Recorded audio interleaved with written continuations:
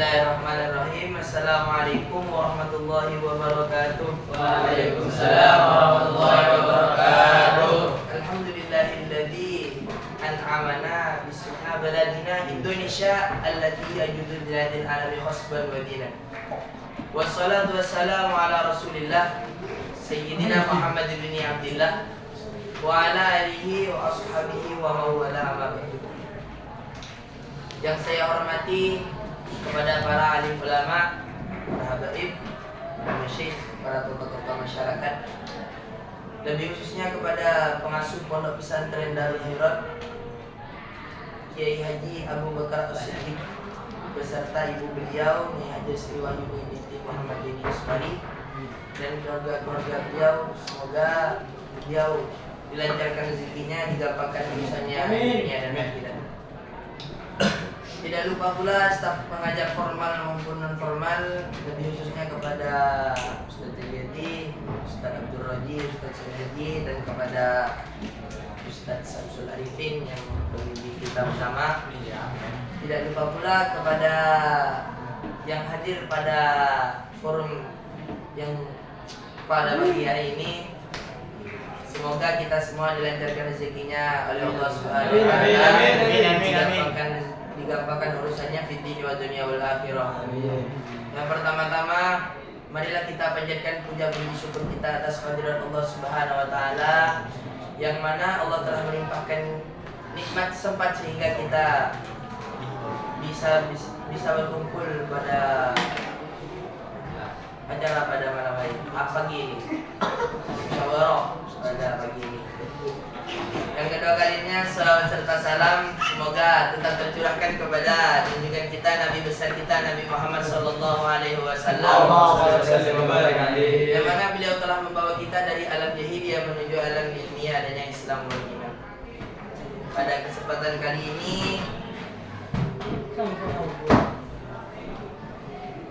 kami akan memberikan pencerahan yang berjudul materinya membiasakan akhlak terpuji, yang mana akan dijelaskan oleh narasumber yang pertama, Muhammad Reza Fahmi. Kepada beliau kami persilakan. Assalamualaikum warahmatullahi wabarakatuh. Waalaikumsalam warahmatullahi wabarakatuh. Mengandung syukur alhamdulillah tiada lain dan tiada bukan, kita panjatkan kepada Allah Subhanahu wa taala atas segala limpahan nikmatnya, baik nikmat yang tidak kita sadari ataupun yang kita sadari, sehingga kita bisa menghadiri forum pada pagi hari ini. Dan terkhusus kepada kelompok kami, alhamdulillah kita bisa menyelesaikan makalah ini dengan sempurna. Yang kedua kalinya, sholawat bergandengan salam semoga tetap tercurah limpahkan kepada Sayyidina Muhammad sallallahu alaihi wasallam. Beliaulah diutus untuk menyempurnakan akhlak yang materinya berkesinambungan dengan materi kami pada hari ini. Yang kami muliakan kepada Bapak pemimpin kita, Bapak Samsul Arifin, yang telah membimbing kita sehingga kita bisa menyusun makalah dengan sempurna hingga saat ini. Untuk mempersingkat waktu, kali ini kami akan membawakan makalah berjudul Membiasakan Akhlak Terpuji. Akhlak menurut Imam Al-Ghazali di dalam kitabnya Ihya Ulumuddin, yaitu sifatun rasihatun fil qalbi tasdiru anha af'alun bisuhulatin wa yasiru min ghairi hajatin ila fikrin. Ini sifat yang tertanam di dalam hati, yang mana sifat tersebut bisa menimbulkan kegiatan-kegiatan dengan ringan tanpa memerlukan pemikiran dan pertimbangan terlebih dahulu. Sedangkan akhlak menurut Ibnu Mashkawi dalam kitabnya Tahdhibul Akhlaq wa Tathhirul A'rab, yaitu halun nafsi da'iyatan laha ila af'aliha min ghairi fikrin wa ru'yatin, yaitu keadaan jiwa seseorang yang mendorongnya melakukan perbuatan-perbuatan dengan tanpa pemikiran dan pertimbangan terlebih dahulu. Dan di dalamnya terdapatlah akhlak-akhlak yang seperti contohnya akhlak mahmudah dan akhlak mazmumah. Pada kali ini kita akan membahas tentang akhlak mahmudah yang akan dibagi menjadi beberapa akhlak. Yang pertama yaitu sifat tasamuh atau sifat toleransi. Menurut Kamus Besar Dunia Islam, tasamuh itu sama dengan toleransi, yang makna luasnya seperti sifat berlapang dada, sifat pemaaf, sifat saling memahami. Sedangkan secara global, sifat tasamuh atau toleransi ini mengandung makna kasih sayang atau rahmah. Ya, mengandung sifat al-adilah atau keadilan, dan mengandung sifat as-salam yang mananya berkesinambungan dengan satu sama lain dengan tasamuh dalam perspektif Al-Quran. Sedangkan toleransi ini berdasarkan dari bahasa Latin tolerar, yang berarti berusaha untuk tetap bertahan hidup atau saling berinteraksi dengan satu sama lain. Mengutip Sirah Nabawiyah, Nabi Muhammad telah memberi uswah kepada kita semua tentang sifat toleransi. Dalam suatu riwayat, Nabi Muhammad ini pernah memberikan makan kepada seorang Yahudi miskin dan buta yang ada di Madinah setiap harinya. Akan tetapi, meskipun orang itu Yahudi, Nabi Muhammad tetap menghargai keyakinannya tanpa sedikit pun memaksakan kehendak untuk memeluk agamanya Nabi, yaitu agama Islam. Bahkan Yahudi tersebut selalu mencaci maki Nabi Muhammad saat Nabi Muhammad memberikan makan kepadanya. Dia tidak tahu bahwa yang memberikan makan itu adalah Nabi Muhammad. Tapi subhanallah, Nabi Muhammad tidak pernah marah. Bahkan Nabi Muhammad memberi balasan yang baik kepada orang tersebut. Yang dimaksud toleransi dalam kehidupan sehari-hari, yakni bertoleransi atau saling tolong-menolong dalam hal kebaikan. Kita dilarang untuk melakukan toleransi dalam hal keburukan sesuai dengan firman Allah, wa ta'awanu 'alal birri wat taqwa wa la ta'awanu 'alal itsmi wal 'udwan. Kita ini disuruh untuk tolong-menolong atau toleransi dalam hal kebaikan, tidak dalam hal keburukan. Sifat yang kedua dalam sifat akhlak mahmudah yaitu sikap musawah, yaitu sikap saling menyamakan. Islam mengajarkan kita dalam agama yaitu tidak boleh memandang rendah, atau derajat kita di sisi Allah itu sama. Yang membedakan itu hanyalah kualitas takwa kita kepada Allah. Sesuai dengan firman Allah, inna akramakum indallahi atqakum, bahwa paling mulianya kalian di sisi Allah itu adalah yang bertakwa, atau sesuai dengan ketakwaan kalian. Maka dari itu kita dilarang untuk merasa lebih mulia dari orang-orang yang lain, karena Allah telah memberikan hak dan kewajibannya kepada seluruh manusia dengan sama rata tanpa berbeda-beda.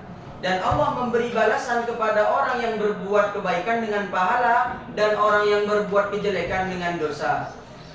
Sikap musawah secara etimologi atau secara bahasa berarti persamaan. Secara terminologi, musawah yaitu sikap memandang diri sendiri sejajar atau sederajat dengan yang lainnya.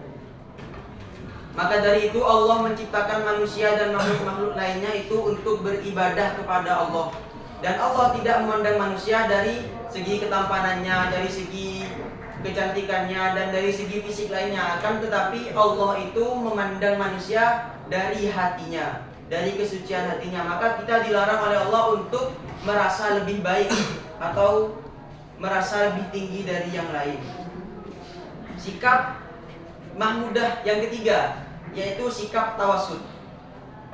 Secara kaidah bahasa, tawasud itu artinya tengah, atau kata lainnya itu bainiyah, di antara.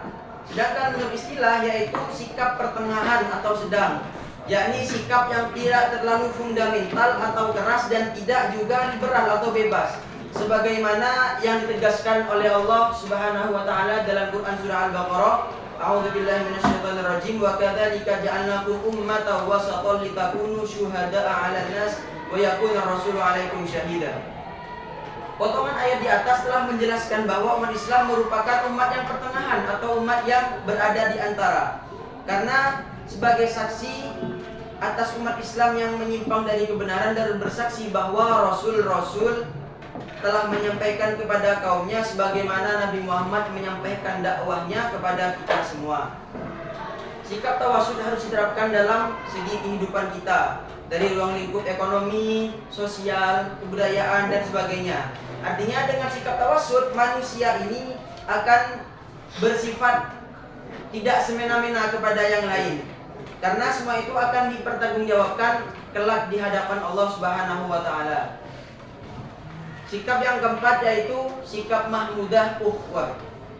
Pengertian ukhwah, yakni ukhwah berasal dari bahasa Arab yang berarti persaudaraan, atau dalam bahasa Inggrisnya itu brotherhood. Dalam konteks bahasa Indonesia secara luas, ukhwah atau hubungan ini berarti pertalian antar sesama manusia dan hubungan kekerabatan yang akrab. Dan di sini ukhwah ini dibagi menjadi beberapa statement. Yang pertama, ukhwah diniyah atau ukhwah beragama. Ukhwah beragama ini ukhwah yang berdasarkan persamaan keimanan atau keyakinan yang bersumber kepada Quran sebagai berikut: innamal mu'minuna ikhwatun fa aslihu baina akhwaikum wattaqullaha la'allakum turhamun. Sesungguhnya orang-orang yang beriman itu bersaudara, maka perbaikilah persaudaraan antar saudaramu dan bertakwalah kepada Allah agar kamu mendapat rahmat. Quran surah Al-Hujurat ayat 10. Yang berlandaskan kepada hadis Nabi, al-mu'minun lil mu'minina kal bunyan yashuddu ba'duhu ba'dha. yakni umat muslim kepada umat mukmin kepada mukmin yang lainnya itu ibaratkan bangunan yang satu sama lainnya itu saling menguatkan. Ukhuwah diniyah ini harus diorientasikan kepada 8 prinsip. Yang pertama, ditegakkan atas keyakinan atau akidah yang kuat. Yang kedua, itu at-tasamuh fil ikhtilaf, yaitu toleransi dalam setiap perbedaan. Yang ketiga, at-ta'awun, yaitu saling tolong menolong. Dan yang keempat itu at-tawazun, sikap seimbang atau sikap adil. Yang kelima, sikap tawasud, yaitu bersikap tidak memihak. Dan yang keenam, bersifat al-wahdan wa istiqol, yaitu integritas dan kondisionalitas dalam segala bidang. Yang ketujuh, memandang agama Islam ini sebagai rahmatul lil alamin. Dan yang kedelapan itu membentuk pemerintahan yang islami. Bagian ukhuwah yang kedua yaitu ukhuwah bataniyah, yaitu ukhuwah yang berkembang atas dasar persamaan wilayah. Yakni dapat diartikan Islam mengajarkan persaudaraan sebagai bangsa dan negara meskipun berbeda agama dengan landasan firman Allah, walau sya'allahu la ja'alakum ummatan wahidatan walakin liyabluwakum fima atakum fastabiqul khairat. Sekiranya Allah itu menghendaki, niscaya kamu dijadikannya suatu umat saja, tapi Allah menguji kamu terhadap pemberiannya, maka berlomba-lombalah dalam kebaikan. Firman Allah dalam Quran surah Al-Maidah ayat 48. Bagian yang ketiga dari ukhuwah yaitu ukhuwah dzurriyyah, yakni ukhuwah yang terjadi dalam persaudaraan satu keturunan yang tentunya terikat dalam kebangsaan. Prinsip ini cocok dalam konsep sikap tasamuh atau toleransi, yaitu adanya interaksi antar umat beragama yang berbeda keyakinan atau saling menjaga keyakinan, saling menjaga persaudaraan. Sebagaimana firman Allah, yakni dalam Al-Quran, Rabbana waj'alna muslimaini laka wa min dzurriyyatina ummatan muslimatan wa arina manasikana wa tub alaina innaka antat tawwabur rahim. Nomor 4, ukhuwah insaniyah.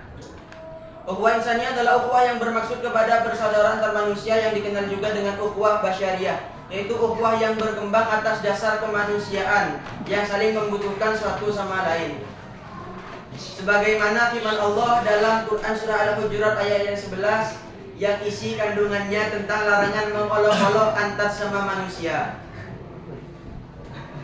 Dari beberapa akhlak di atas, Rasulullah telah memberikan salah satu keteladanan dari sifat tawasud yang terjadi pada saat peletakan batu Hajar Aswad ketika Ka'bah itu direnovasi. Pada kala itu Nabi berumur 35 tahun. Nabi Muhammad itu ikut berpartisipasi dalam perenovasian Ka'bah. Pada saat itu para pemuka kaum Quraisy ini berselisih pandang tentang siapakah yang paling berhak dalam meletakkan batu Hajar Aswad tersebut. Apakah dari kaum yang ini atau kaum yang ini, mereka saling berselisih apakah kaum yang mulia itu kaum saya atau kaum dia. Maka pada saat itu para pemuka kaum itu bersetuju atau berkeyakinan bahwa yang akan meletakkan batu Hajar Aswad itu adalah orang yang memasuki pintu masjid pertama kali. Setelah sekian waktu ditunggu, rupanya yang masuk ke pintu masjid pertama kali itu adalah Nabi Muhammad Sallallahu Alaihi Wasallam. Mereka berkata dan mengeluhkan kehadiran Nabi Muhammad bahwa kami ridho kalau Al-Amin lah yang akan meletakkan batu.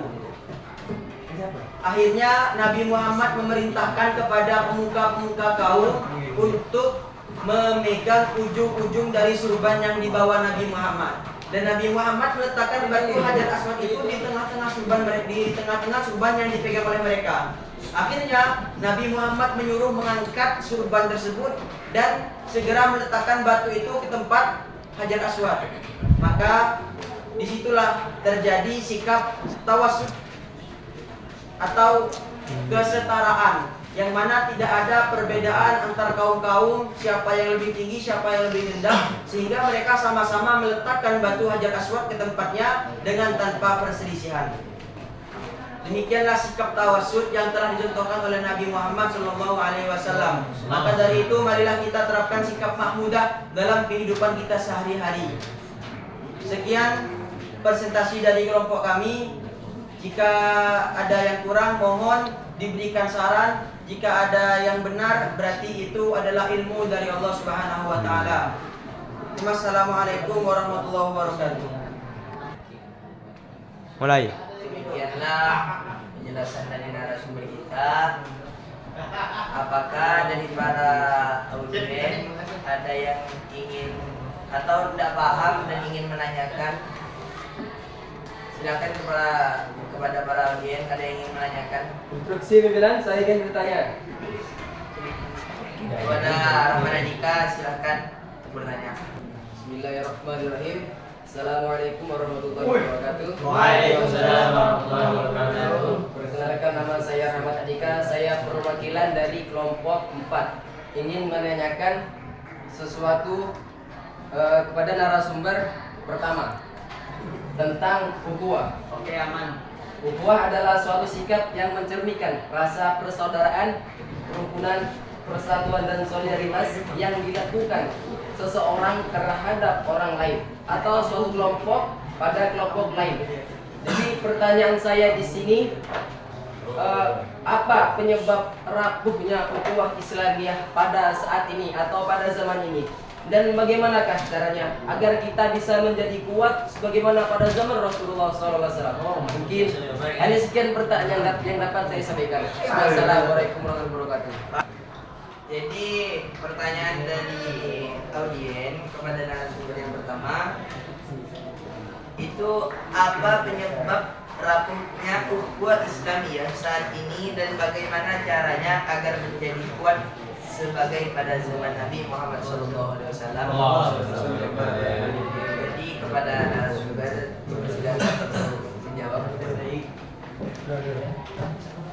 Menjawab pertanyaan dari saudara kita Rahmat Andika dari kelompok 4. Pertanyaannya, apa penyebab hancurnya ukhuwah keagamaan pada zaman ini dan bagaimana cara mengembalikannya seperti zaman Nabi Muhammad SAW? Jadi dari saya, narasumber pertama,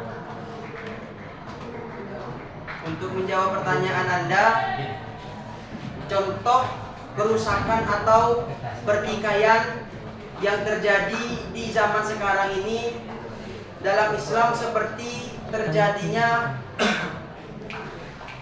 sebagai apa? Terjadinya perbedaan-perbedaan dalam pendapat agama seperti yang sedang viral itu, yaitu dipojokkannya kaum-kaum Ba'alawi atau kaum-kaum Habaib. Nah, jadi inilah yang memicu terjadinya pertikaian atau perbedaan yang sehingga umat Islam sekarang ini tidak sedang baik-baik saja. Jadi mereka bertikai karena sekelompok orang ini ada yang tidak setuju bahwa tidak ada keturunan Nabi sekarang itu, tidak ada Ba'alawi itu tidak ada. Jadi mereka pecahlah umat Islam, terjadilah saling menyerang, terjadilah perbedaan pendapat sehingga umat Islam yang sekarang ini tidak rukun.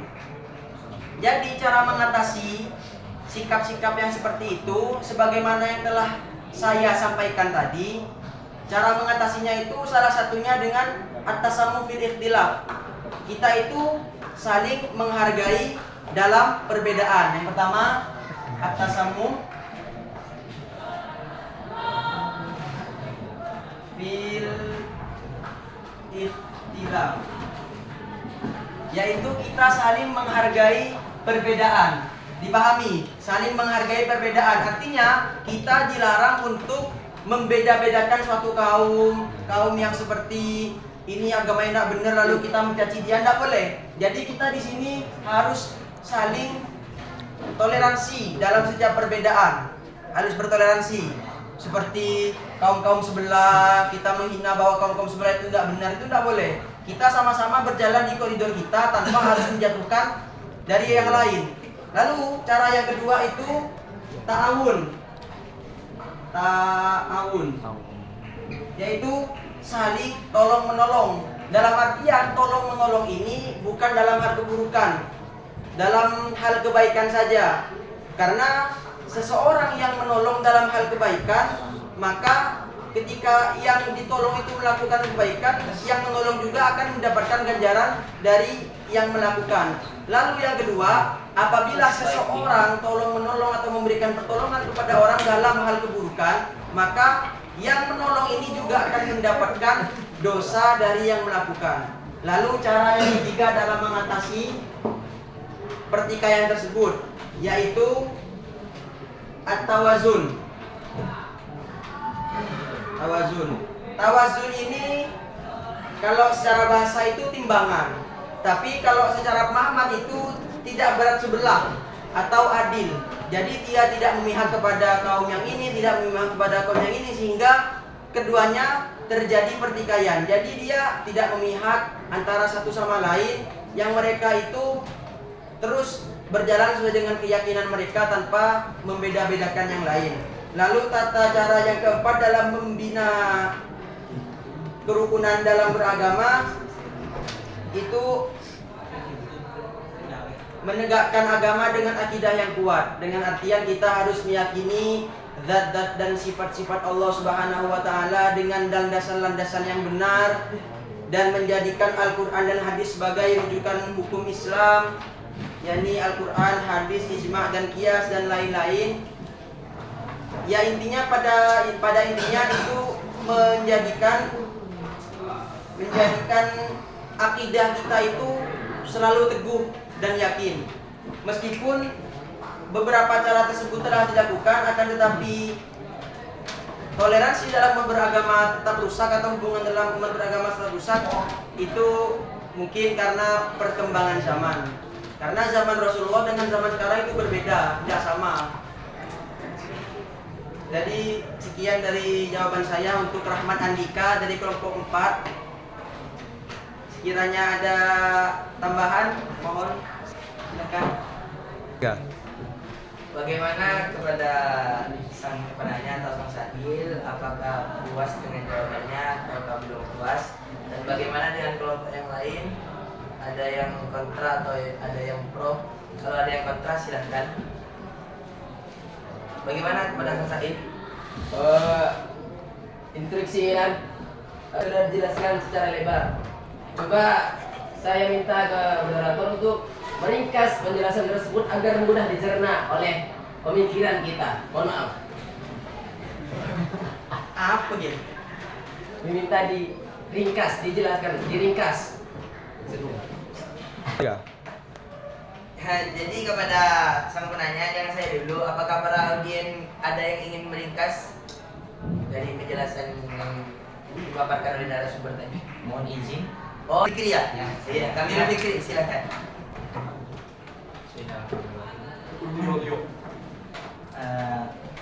Untuk menyimpulkan itu semua, jadi ketika saya menyikapi betul sekali penyebab perbedaan yang ada, penyebab kerusakan yang ada di negara kita ini itu terletak di ikhtilaf para pemimpin-pemimpin kita.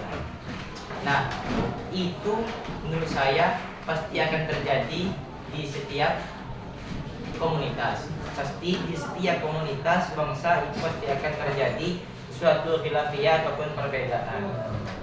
Namun hal positifnya yang harus kita sikapi dalam menghadapi perbedaan ataupun khilaf tersebut itu secara simpel atau kita simpulkan itu sebenarnya hanya ada 3. Yang pertama diistilahkan dengan istilah akomodatif, yang kedua selektif, yang ketiga integratif. Itu sikap-sikap yang harus kita hadapi untuk menghadapi perbedaan atau ikhtilaf yang ada di negara kita pada zaman ini. Yang pertama akomodatif, yakni sikap pengertian untuk saling memahami pendapat, apresiasi, aspirasi dan kepentingan sesama. Jadi kalau ada ikhtilaf, kita harus tasamuh, kita harus bertoleran, kita harus menghargai pendapat atau perbedaan dari masing-masing pemimpin kita. Mungkin itu masuk kepada konteks istilahu umatin rahmatun. Yang kedua selektif. Selektif itu apa? Sikap memilih yang terbaik dan lebih memberi maslahat serta memberi manfaat dari beberapa alternatif yang ada. Jadi kita membandingin antara pendapat yang satu dan pendapat yang nomor 2, mana yang lebih baik, mana yang lebih pantas untuk kita ambil pendapat tersebut. Oh, kalau seandainya pendapat yang pertama yang lebih unggul, maka kita ambil pendapat yang pertama. Seperti itu. Lanjut, yang nomor 3 yang terakhir, kesimpulannya kita juga harus memiliki sikap integratif, keterbukaan, keterbukaan untuk menyesuaikan dan menyelenggarakan berbagai macam kepentingan dan aspirasi secara benar, adil dan proporsional.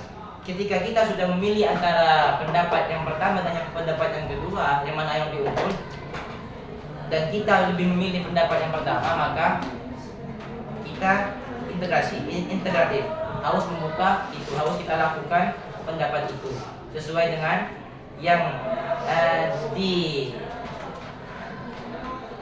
oleh pendapat yang pertama. Hanya itulah kesimpulan dari sikap-sikap yang harus kita hadapi pada zaman ini untuk menghadapi khilafiyah atau perbedaan yang ada di negara kita ini, agar negara kita menjadi negara yang kembali maju seperti dahulunya, Islamiyah, ukhuwah Islamiyah akan tercipta lagi di negara kita. Sekian dari Bagaimana kepada Sazahil? Paham? Oh, alhamdulillah saya sudah paham dengan penjelasan tadi. Alhamdulillah. Bagaimana kepada para audien? Ada yang nanya lagi? Tidak ada. Sudah cukup, Pak Moderator? Sudah cukup ya? Sudah Sudah cukup. cukup. Berarti kita tutup nih. Ya. Kita tutup. Sekian dari kelompok 2 yang membawa materi membiasakan alat bertuli. Apabila ada kata-kata yang kurang benar atau kurang baik, kami mohon maaf. Apabila ada kata-kata yang benar, itu datangnya dari Allah Subhanahu wa Ta'ala, yang mana lewat perantara kita. Jadi sekian, terima kasih. Mau pantun dulu. Oh, mau pantun dulu. Oh iya, mau pantun dulu katanya. Boleh. Oke. Sekian dari kami kelompok 2. Boleh pantun nih? Boleh. Kalau saya pantun jawab Cakep ya. Cakep, oke. Jangan membeda, aja. Maaf agak lama. Ada itik makan di sawah. Cakep. Sambil minum di atas batu. Cakep. Wabillahi taufiq wal hidayah. Cakep. Assalamualaikum warahmatullahi wabarakatuh. Waalaikumsalam warahmatullahi wabarakatuh.